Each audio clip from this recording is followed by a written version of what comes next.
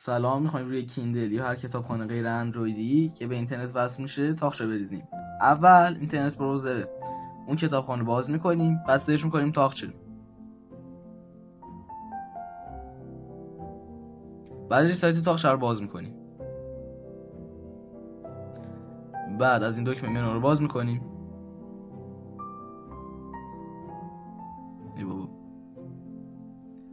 بعدش ورود رو میزنیم. شماره تلفن رو وارد میکنیم.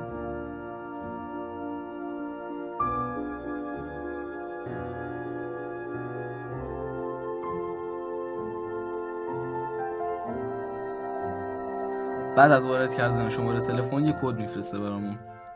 کدی که اسمش شده رو وارد میکنیم.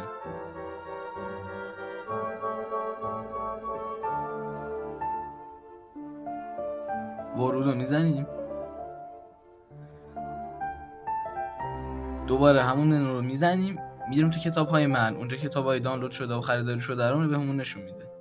حالا مثلا من برای مثال این کتاب هری پاتر رو باز میکنم. تقریبا تمام قابلیت‌های ظاهری که توی نرم افزارش میده رو اینجا هم بهمون میده. روونه، سرعتش خوبه، راحت باش میشه کار کرد.